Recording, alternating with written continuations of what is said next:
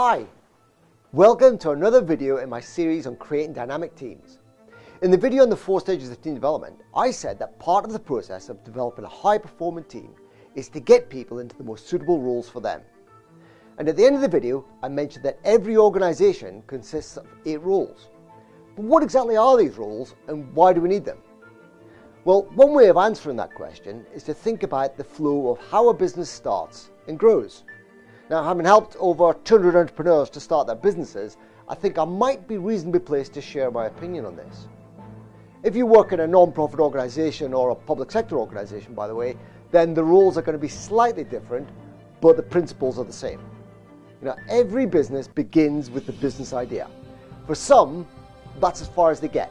Most never do anything with the great idea, but some do. I call these people Imagineers.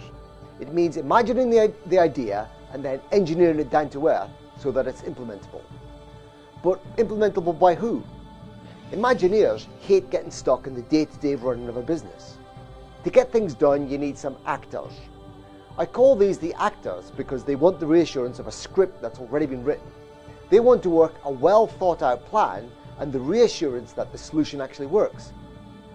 The next step is to take the idea to the market. This again requires a different character. It needs someone that can detect the pulse of the market and connect the idea, your solution, to those that have the problem. I call this person a networker. And I don't mean someone who attends every networking event in the area, but uses them as a social outing. The true networker keeps their ear to the ground. They know what people are looking for and can connect them with those that can supply it. For many businesses, this is their first real connection with the market. They learn whether there is actually a real need for what they are offering and hopefully where that customer base can be found. This connection with the market lays the foundations for all future marketing campaigns as it allows the business to target the right market. Having found the market, the next step is to assess the profitability of what they're offering. Now, this is not as easy as it sounds. Some business owners think this just means what it costs to make, but it isn't. The revenues from the product have to finance the rest of the business operation as well. This is where the collector steps into the fray. The collector looks at all the financial data so that they can calculate the break-even figures. That's the volume that has to be sold to turn a profit for the business. They also understand that some of the profits need to be retained in the business to finance future expansion or the development of new or updated products. Collectors think about the long-term profitability of the business, not short-term gains. With a potentially profitable business, it's time to ramp up the marketing and sales. For this, we turn to the reflector. A reflector understands the emotional pull of the product. They know that people buy based on their emotions and justify the purchase with logic. Reflectors operate in 2 directions. They advance the desirability of the product by shining a light on the benefits of ownership, or they use their own celebrity status to lend emotional appeal to a product by endorsing it. Now, as volume increases, quality can then become an issue. Business lever number 13 is, in a business context, quality means consistency and repeatability of product or service delivery. To get that consistency, we need to turn to the engineer. They systemize the business processes. They look at what people do and formalize the operations. They put systems in to automate the routine tasks that need to be done.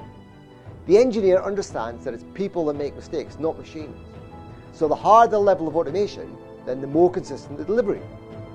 With all the processes in place, it's time to ensure that the business is properly resourced. That's when we call in the conductor.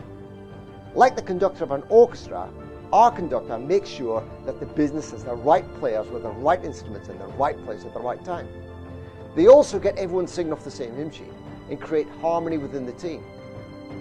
With a mature business in place, we now need the controller. They understand the workflows within the business. They know how to measure and optimize the outputs from each of the systems, and they know when it's the right time to duplicate the systems to leverage capacity upwards. But what is it that you are actually best at? Is it creating the ideas, implementing them, finance, marketing, networking, systems, performance management, or managing the team? Now, I'm not trying to say that you can't do each of these with some degree of confidence. In fact, if you own or manage a business, you need a certain level of confidence in each of these. But the chances are there'll be one of these areas that you are more suited to and, quite frankly, enjoy doing more than the others.